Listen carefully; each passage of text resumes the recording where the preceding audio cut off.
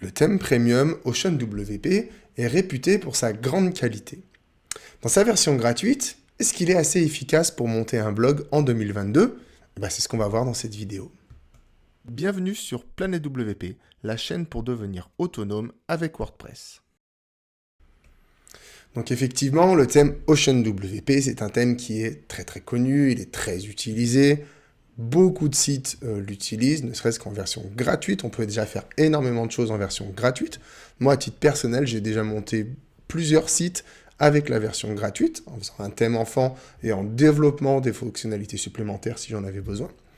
Alors, ce que je vous propose, alors c'est un des thèmes que je préfère, donc je ne suis pas vraiment objectif, il figurera certainement pas dans le top 5 parce que c'est biaisé de base, parce que moi je le trouve, enfin, il figurera certainement dans le top 5 si, mais genre en tant que thème de ref, enfin tout le monde le connaît déjà, on sait ce qu'on peut faire avec. Pour ceux qui ne connaissent pas, je vais vous montrer un peu les fonctionnalités de blog. Mais néanmoins, il ne joue pas dans la même cour que certains des autres thèmes que je vous mettrai dans la liste des thèmes à découvrir. Donc on va aller sur le fameux blog de démo que j'ai fait pour l'occasion de ce défi 30 jours 30 blogs. Et puis on va aller tester les fonctionnalités de plugin. Donc il y a énormément de fonctionnalités qui sont disponibles dans l'onglet de personnalisation avec Ocean WP. Et donc clairement, on va pas toutes les passer, je vais vraiment aller à l'essentiel sur les versions, sur les options de blog, parce que sinon ça va être une vidéo qui va durer plusieurs heures, très certainement.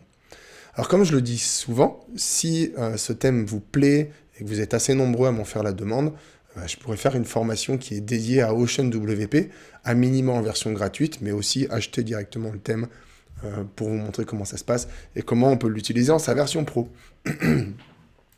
Donc avant de commencer cette vidéo, n'oubliez pas que j'ai un programme de formation qui s'appelle Installer WordPress facilement et qui est gratuit. C'est un programme que vous pouvez rejoindre, il suffit d'aller sur planetewp.com, d'aller sur cette page pour installer WordPress, vous trouverez la formation très facilement là sous l'onglet des formations. Vous renseignez votre email, votre prénom, vous accédez gratuitement à la formation.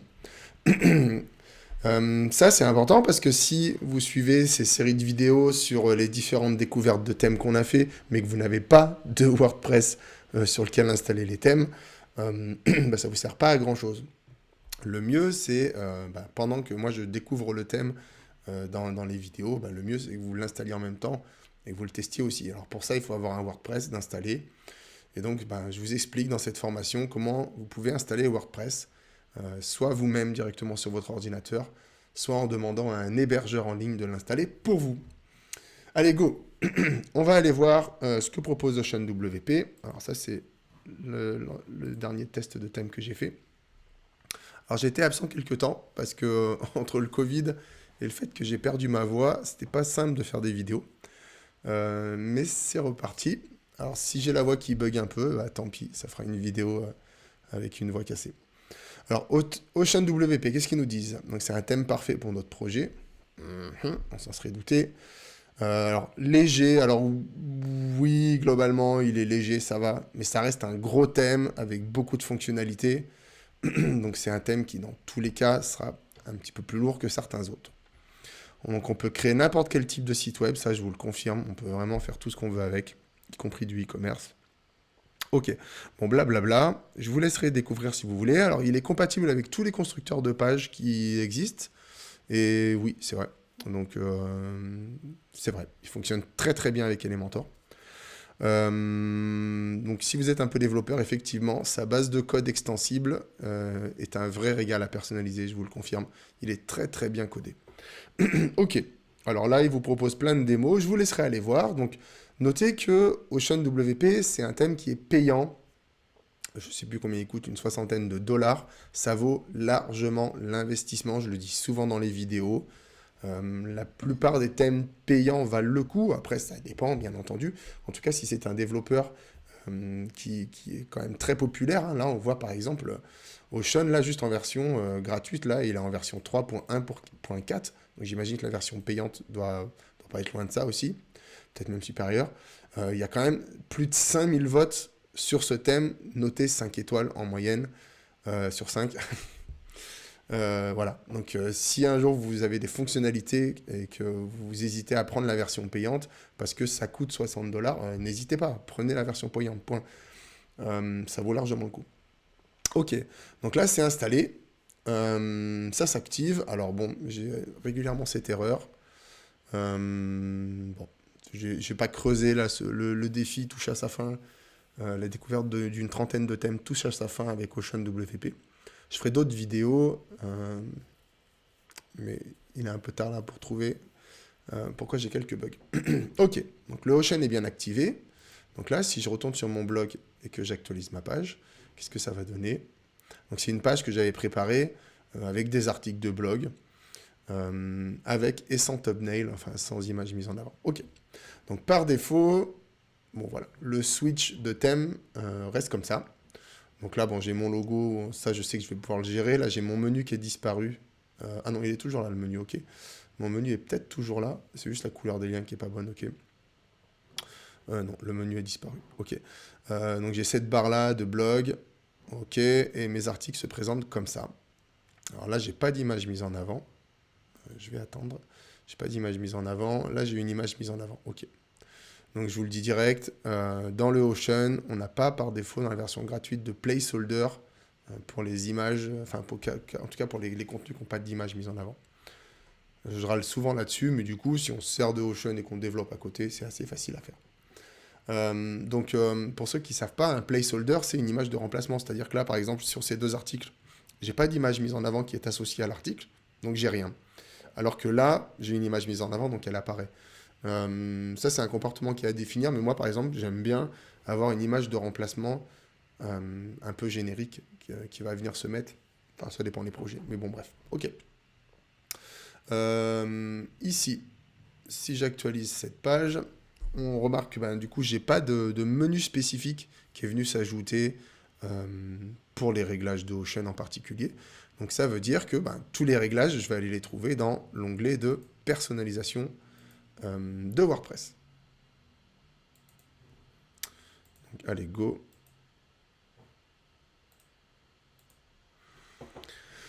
Donc là, j'ai mis sur pause le temps que ça charge parce que ça, c'est un truc que j'expérimente assez régulièrement. Il y a tellement d'options dans OceanWP que l'onglet de personnalisation est un peu long à charger.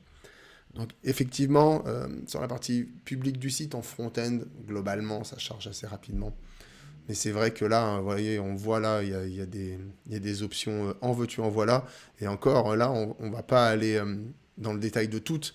Mais derrière chacun de ces items de menu, il y a encore une autre page qui est remplie souvent avec d'autres items de menu qui ont encore eux-mêmes des pages, etc. Donc Ocean, c'est vraiment un thème qui est vraiment premium. Hein. C'est-à-dire que vous pouvez quasiment, je dis bien quasiment, tout faire via des menus comme ça. Ok, donc c'est chargé. Alors bon, là, je suis pas sur une page de blog. Alors ce qu'on va faire, c'est que ce que je vais faire, parce que je l'ai fait sur tous les autres thèmes, alors je sais que je peux le faire avec Ocean, mais je vais le faire quand même, c'est aller changer la taille de ce logo et réassigner un menu ici. Alors effectivement, j'en ai pas parlé au début de la vidéo, mais je regarde quelques critères qui me paraissent essentiels pour que chaque thème puisse être considéré comme un bon thème à utiliser. Donc je regarde si on a des réglages de typographie un peu fin. Moi, je trouve ça important qu'on puisse gérer les typos des sites internet.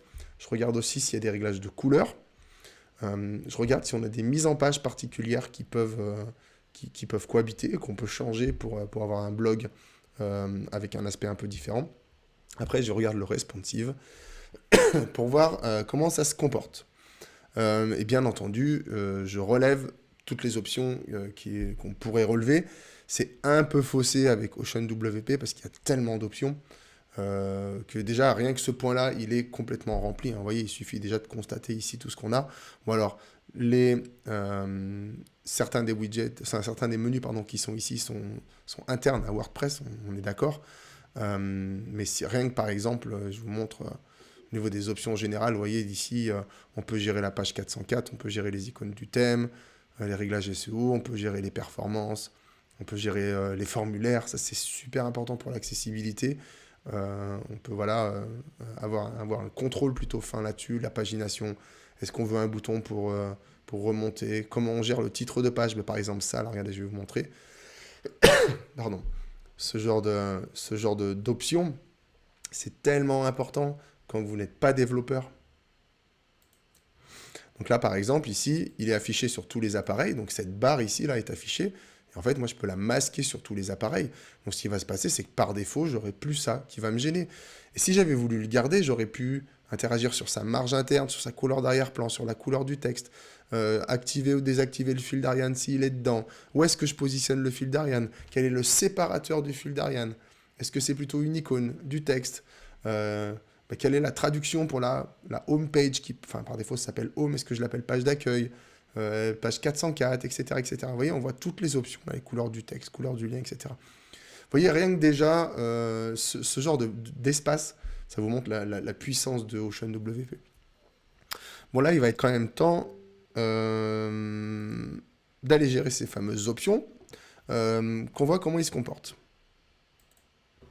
Donc là, je vais aller regarder dans l'identité du site pour régler mon logo, et puis après, on passera directement aux typographies, aux couleurs et au réglage du blog. Donc quand vous voyez marqué que blog comme ça dans les thèmes, c'est-à-dire qu'on va gérer les pages d'archives du blog et les articles seuls du blog. Et vous allez voir, c'est plutôt puissant. Au niveau de l'identité du site, ah non, c'était pas celui-là, pardon, c'est vrai. Je vais trouver ça dans l'entête. Dans le Ocean, je trouve ça dans l'entête. Là, je vais pouvoir gérer mon logo. Ok, donc là, vous voyez, j'ai largeur max et hauteur max. Alors, je vais faire la largeur max. On va se le mettre à 180 pixels. Ça sera largement suffisant. 190, 187. Hop. Comme ça, on est plutôt pas mal. Vous voyez, ça fonctionne assez bien. Et on peut mettre aussi un logo Retina. Si on veut mettre un logo 2 fois plus gros pour qu'il soit affiché bien propre. Ok, donc ça, c'est fait. Et au niveau du menu, donc là, j'ai bien un menu. Ah oui, au niveau du menu, c'est là où on pouvait changer quelque chose. Moi, ici, je vais me mettre sur ce menu principal-là. Hop là. Et je vais aller l'assigner. Donc le menu que j'avais déjà créé, hein, je vais aller l'assigner à l'emplacement principal de Ocean. Si ça veut bien cliquer. Et donc mon menu va apparaître ici. Je vais publier. On va attendre que ça se réactualise. Voilà. Donc j'ai récupéré mon menu. Donc si je veux voir sur ma page de blog maintenant, alors là, vous voyez, j'ai l'icône de recherche qui, bien entendu, pourra être gérée dans toutes les nombreuses options que propose Ocean. Ok, donc là, je me retrouve avec cette page de blog. C'est bien celle qu'on avait vue tout à l'heure. Alors, ce qu'on peut faire pendant qu'on est sur cette page de blog, c'est qu'on va aller voir directement, sous l'onglet blog, ce que me propose le OceanWP. Alors, vous voyez, j'ai un menu pour les entrées du blog, au pluriel. Donc, clairement, ça va être une page d'archives, tout simplement. Et je vais pouvoir gérer l'article seul. Alors, vous allez voir, c'est assez puissant. Alors, sur les entrées du blog, vous voyez, Ocean, là, me propose plusieurs mises en page. Soit mes articles comme ça, c'est-à-dire image d'abord, et puis après le contenu en dessous, ok, avec éventuellement si une colonne latérale ou des choses comme ça, si jamais il y a besoin. Je peux l'avoir aussi sous forme d'article comme ça, ou sous forme de grille d'articles comme ça. Et vous voyez, ici, je peux avoir d'autres réglages, si je veux la colonne latérale ou pas. Je peux gérer assez finement au niveau du responsive, si je veux des H1, des H2, des H3 pour mes titres. Le style du blog, comment je le veux, mon style du blog, est-ce que je le veux en grande image, en grille, en miniature, etc. etc. Je peux même gérer les largeurs d'image, la longueur de l'extrait, et surtout, alors moi ce que je trouve génial, c'est, alors beaucoup de thèmes le font, hein, mais Ocean le fait particulièrement bien, c'est qu'ici je vais pouvoir gérer à la volée comment cet ordre va s'afficher. C'est-à-dire que là par exemple, par défaut, j'ai d'abord l'image mise en avant, ensuite le titre, ensuite les méta, qui sont l'auteur, la date, etc. Sachant que je vais avoir un menu pour gérer en interne ces méta. Ok, par exemple, cacher les commentaires. Hein. Vous voyez, donc là, ça va me cacher les commentaires. Et donc, ce que je trouve particulièrement puissant, c'est qu'ici, je peux réorganiser mes éléments.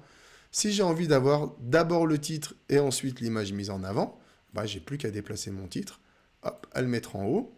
Alors là, je vais publier pour que ça réactualise la page. Et vous verrez, l'ordre va être chargé.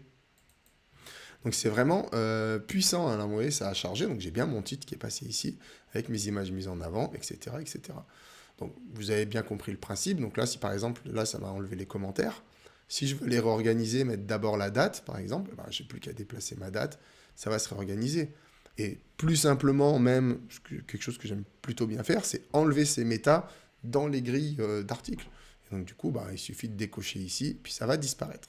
Vous voyez, après, on peut même avoir d'autres réglages pour le séparateur des méta qui est actuellement un tiré et qu'on pourrait avoir différemment. Ok, donc ça, c'est plutôt pas mal. Par contre, donc là, on peut avoir la colonne latérale à droite, colonne latérale à gauche, sans colonne latérale. On peut avoir un bandeau supérieur ici, donc là, je ne veux pas le mettre, ça m'intéresse pas trop. Si, par contre, ce que je vais faire, c'est que je vais quand même me mettre comme ça, ici, en pleine largeur, comme ça va m'enlever la colonne latérale, et plutôt que d'avoir un style du blog en grande image, je vais plutôt me mettre en grille.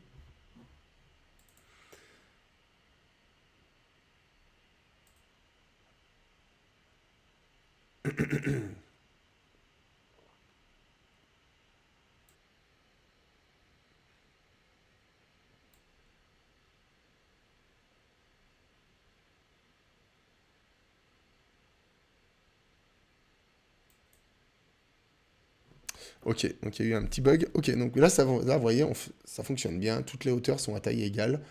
Alors, si les images ne sont pas à taille égale, c'est autre chose, mais les hauteurs des colonnes sont bien à taille égale. Donc, si je me mets en miniature, on va voir ce que ça donne. Alors, je vais publier. Ok. Donc, en miniature, on se retrouve comme ça, sous forme de liste, avec effectivement sur la gauche notre image mise en avant. Donc, si ça vous convient, c'est parfait. Donc, ben, bon, clairement, alors je vais me remettre en grille.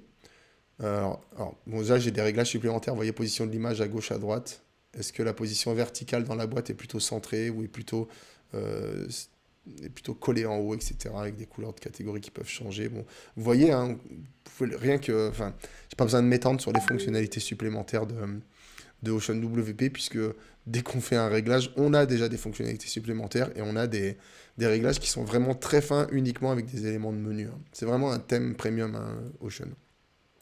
Allez, je vais me remettre en grille. Rien que les entrées du blog, ça fait le job. Donc je suis très très content. Donc on valide déjà ce point, hein, qui moi est important, c'est-à-dire comment est-ce qu'on peut gérer nos grilles d'articles de blog. Eh ben on les gère très finement avec Ocean. Vraiment, ça remplit ça fait le job vraiment génial, quoi. Donc ce qu'on va regarder maintenant, c'est l'article unique. Comment est-ce qu'il se comporte? Alors allons-y. Article unique. Alors bon, déjà la première chose qui apparaît, c'est que je vais avoir les mêmes types de réglages que ce que j'avais dans ma grille. Alors attendez, je vais aller dans un article unique. À savoir, est-ce que je veux la colonne latérale à droite, la colonne latérale à gauche? Est-ce que je le veux en pleine largeur? Est-ce que je veux avec un système de haute page imagé, etc. Ou est-ce que j'ai mes deux colonnes latérales? Alors pour l'article seul, je vais le laisser comme ça, avec la colonne latérale. Là, il n'y en a pas, mais ça va simplifier la démonstration.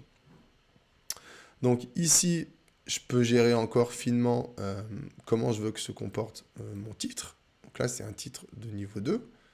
Peut-être que là, j'ai envie que ça se fasse en titre de niveau 1. Donc là, ça va se mettre en titre de niveau 1, ce qui pourrait être pertinent.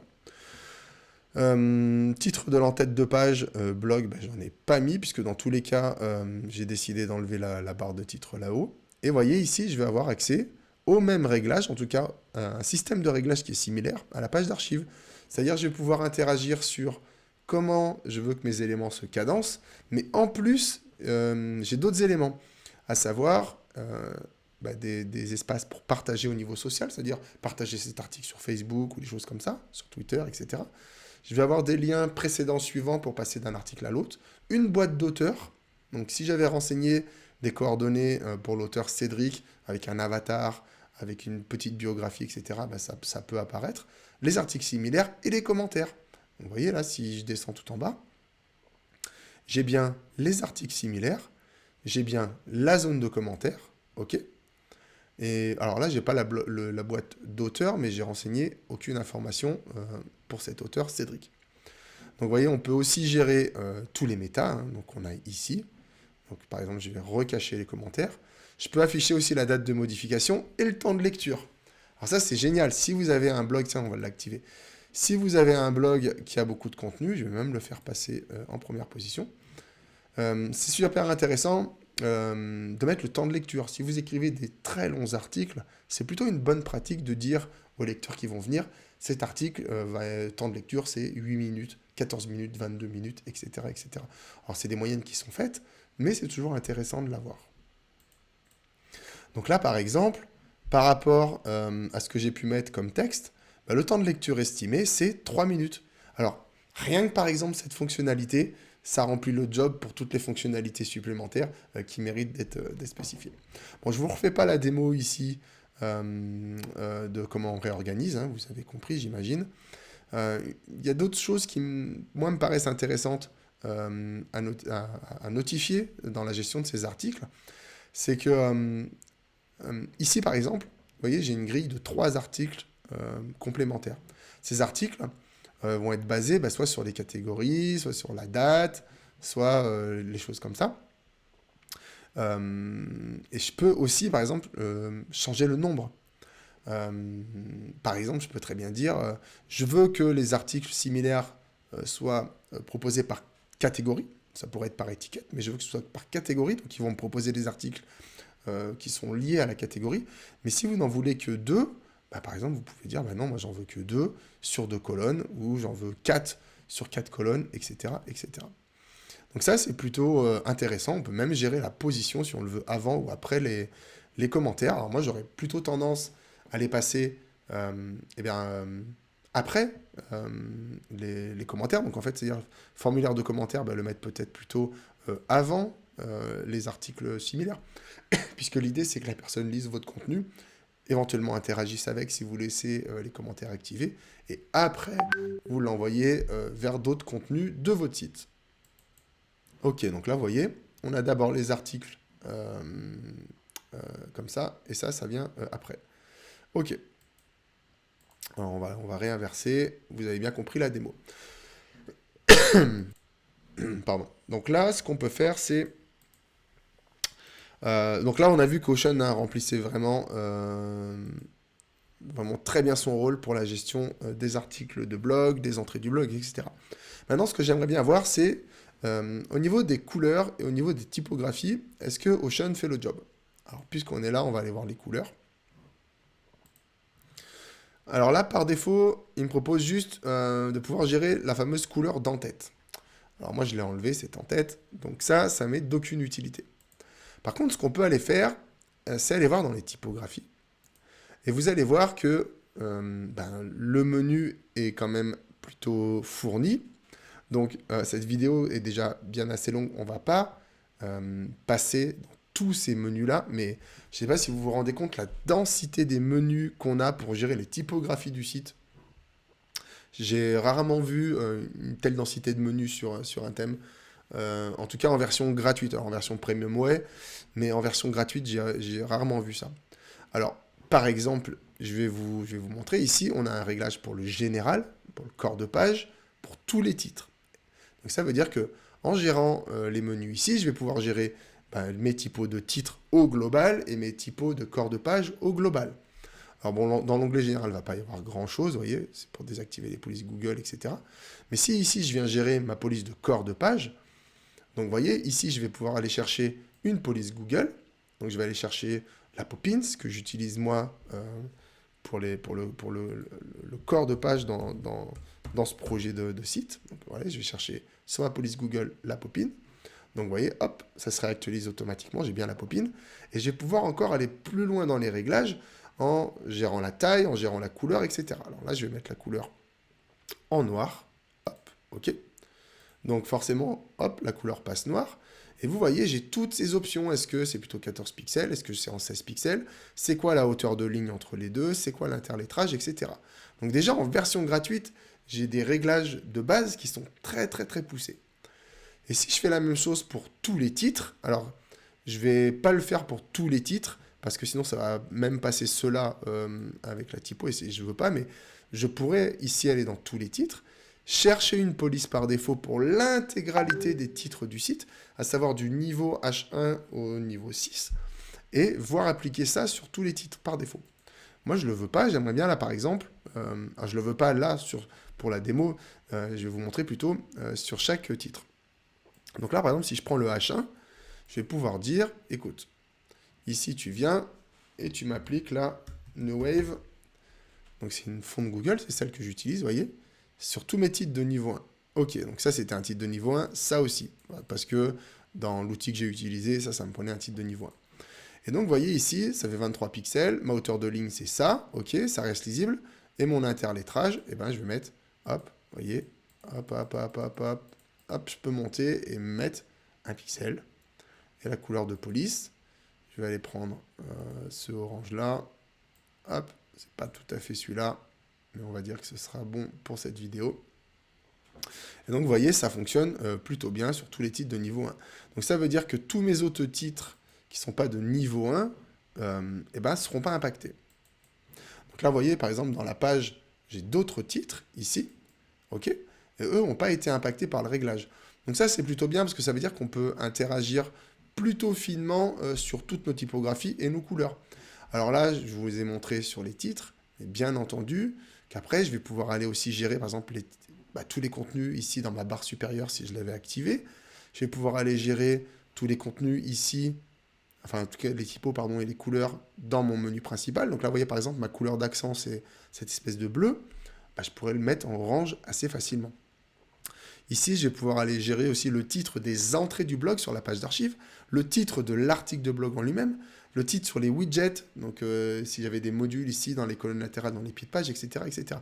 Je vais même pouvoir aller gérer jusque les copyrights qui sont ici dans le pied de page, vous voyez, ou les menus du pied de page, etc. Enfin, ceux qui ont l'habitude d'utiliser des WordPress et dans les thèmes WordPress se disent bah ouais, trop bien, c'est un gros thème, etc. Si vous n'avez pas l'habitude d'utiliser WordPress, ou en tout cas si vous n'êtes pas très habitué à faire du webmastering de sites, à configurer, monter des petits sites, etc., et ben, rien que cet onglet typographie, ça vaudrait largement qu'on paye le prix du thème premium, vraiment. Donc pour moi, Ocean WP remplit vraiment tous les points que j'aime vérifier avant de décider si un thème mérite d'être installé. À savoir donc les réglages de typographie, ça remplit même plus que 100% de tous les besoins qu'on pourrait avoir, en tout cas que la plupart des gens qui ne sont pas développeurs pourraient avoir. On peut gérer les couleurs. On a beaucoup d'options spéciales pour gérer le retour vers le haut, les couleurs des menus, etc. etc. On a des mises en page différentes pour gérer les grilles, etc. Donc maintenant, il ne reste plus qu'une chose, c'est tester est-ce que le thème est bien responsive. Allez, allons sur notre site et puis voyons voir ce que ça donne. Alors du coup, je vais réactualiser ça. Ok, donc là, j'ai bien ma grille qui s'est mise comme il faut. Ok, alors là, j'ai pas la bonne typo. Voilà, c'est le temps que ça charge. Mais on voit que c'est bien pris. Alors là, là c'est mal pris. Ok, bon, ça casse un peu. Ok, alors là, qu'est-ce que ça donne au niveau du responsive? Ok, je réduis. Alors, selon moi, là, ça casse pas assez tôt. Donc je l'aurais fait tomber un peu plus tôt sur une colonne pour que le responsive soit plus fluide. Mais en tout cas, c'est très propre, hein, on le voit, il n'y a rien à dire. Même le menu burger, comme on l'appelle, est vraiment très propre. Donc vous voyez là, si je l'ouvre, hop, il tombe comme ça, ok. Voilà, ça fonctionne bien. Alors si je vais voir un article en lui-même, alors là, hop, j'ai un petit effet hover, ok. Et si je vais voir l'article, donc je ne l'ai pas précisé tout à l'heure, hein, parce que la vidéo commence à être longue, mais vous l'aurez compris, je peux gérer les couleurs au survol des liens. Et alors au niveau de l'article, ok, ça se comporte comme ça. Bon, il n'y a rien à dire de particulier, j'ai bien mes 3 articles ici. Donc, vous voyez par exemple pourquoi moi j'aime bien mettre des placeholders, ce qu'on appelle quand il n'y a pas d'image. c'est que sinon on se retrouve avec ce genre de choses. Et à choisir, je préférais qu'on ait ici une image de remplacement pour conserver vraiment visuellement une belle unité, qu'on sache ce qui se passe, quoi. Ok, donc on peut publier les commentaires, je peux remonter. Donc ça se comporte quand même plutôt très bien en responsive, il n'y a rien à dire. Là, si je me mets sur plutôt le format tablette, qu'est-ce que ça va donner? Bon, tout va bien, ça reste lisible. Là, on est trop sur 3 colonnes. Et si je retourne, par exemple, sur ma grille de blog, qu'est-ce que ça dit? Je suis toujours sur mes 3 colonnes. Alors, de mémoire, on peut gérer certaines choses pour le comportement responsive. Parce que là, concrètement, ça mériterait d'être que sur 2 quand on est sur tablette, hein. Alors là, vous voyez, par exemple, ici, j'ai toujours la notification de ma barre haut ici. C'est quelque chose que je peux bien entendu désactiver dans les options de Ocean. Voilà, dans toutes les options générales. Donc, si on fait un gros point de ce thème, au niveau des gestions de la mise en page, dans la version gratuite, on a largement assez d'options de mise en page pour trouver son bonheur. On a des grilles, on a des listes, on peut avoir la colonne latérale. Sans la colonne latérale, on peut la changer de côté, on peut en avoir 2 colonnes latérales. Et surtout, on peut personnaliser le séquençage et l'ordre d'affichage des éléments dans les grilles, les afficher, les cacher, etc. Donc c'est plutôt très confortable. Voilà, c'est-à-dire que à moins d'avoir des besoins très très spécifiques au niveau design, je vois pas comment on peut ne pas être content des mises en page que propose Ocean. Après, au niveau de la gestion des typographies et des couleurs, alors au niveau des couleurs globales, il faut aller fouiller dans chaque élément de menu pour gérer la couleur. Vous n'aurez pas un endroit où vous allez gérer toutes les couleurs du site. Vous allez aller gérer vos couleurs dans les typos, vous allez gérer vos couleurs dans les grilles, etc., dans les menus, tout ça. Donc ça peut être un peu fastidieux, mais vous pouvez vraiment tout personnaliser, y compris toutes les typographies, ou au global, ou spécifiquement pour certains éléments. Au niveau des fonctionnalités supplémentaires qui méritent d'être mises en avant, il y en a trop, donc je ne pourrais pas en parler toutes. Mais si je dois en retenir qu'une seule que j'ai montrée dans cette vidéo, c'est la possibilité d'afficher un temps de lecture sur vos articles avant de commencer la lecture, un peu comme ce que fait Medium par exemple sur son plugin. Après, au niveau du responsive, je sais qu'il fonctionne très bien pour avoir fait plein de sites avec le Ocean. Bon, il s'avère qu'après, il se séquence plus ou moins rapidement sur les versions tablettes. Ça peut se gérer plutôt très facilement. Donc pour moi, c'est un grand oui, bien entendu, ce thème. Hein. Donc, comme je disais au début de vidéo, je le connais déjà, je sais comment il fonctionne. Donc c'est un grand oui. Vous prenez aucun risque. Aujourd'hui, vous voulez créer un blog un peu plus complexe qu'un simple blog, j'ai envie de dire. C'est-à-dire que vous aimeriez bien avoir un blog, mais un petit peu plus, avec peut-être un e-commerce, avec beaucoup de contenu, c'est un gros site institutionnel, etc. Je vous conseille vivement le Ocean WP. Si vous voulez juste un simple blog, pas de prise de tête, vous installez, vous faites 2 réglages, vous publiez, et puis c'est OK, vous en fichez complètement. C'est pas vraiment le thème approprié parce qu'il y a quand même beaucoup de choses à faire pour le monter, on va dire. C'est-à-dire que le thème, quand vous allez l'installer, il va être vide, il va être assez fade, dans le sens où il va pas être très typé, ce sera à vous de le rendre comme vous voulez qu'il soit. Donc pour moi, c'est un grand oui, hein, vous l'aurez compris. Voilà, je trouve que c'est presque injuste de le mettre dans le top 5 parce que déjà, il serait numéro 1 du top 5 déjà par défaut. Et du coup, on a découvert d'autres thèmes dans ce défi 30 jours 30 blogs qui méritent d'être mis en avant. Le Ocean, c'est une vraie valeur sûre. Allez-y, les yeux fermés. Vous avez besoin de la version pro. Payez-la parce que franchement, pour le prix que ça coûte, ça vaut largement le coup. Donc, avec ce thème, on achève la découverte d'une trentaine de thèmes à peu près. Ce que je vais proposer maintenant, c'est quelques vidéos récapitulatives, un peu avec mon fameux top 5 dont j'ai parlé tout au long. Il y en a qui m'ont déjà demandé dans les commentaires quel serait mon top 5. J'ai déjà répondu, donc je ferai une vidéo à ce sujet. Et puis après, je vais prendre 1 ou 2 thèmes et j'organiserai un live plus long où je configurerai le thème avec celui que j'ai choisi, histoire de vous accompagner à monter votre blog en 2022. Donc je peux aussi vous accompagner au travers de mes formations. Donc je vous invite à aller sur planetewp.com, regardez la liste des formations, il y en a plein de gratuites, il y en a plein de payantes. Et puis nous on se retrouve de toute façon dans tous les cas dans une prochaine vidéo. Allez, à très bientôt, ciao. Merci d'avoir regardé cette vidéo jusqu'au bout. Rendez-vous sur planetewp.com pour retrouver toutes les formations dédiées à WordPress. Pensez à vous abonner et on se donne rendez-vous dans une prochaine vidéo.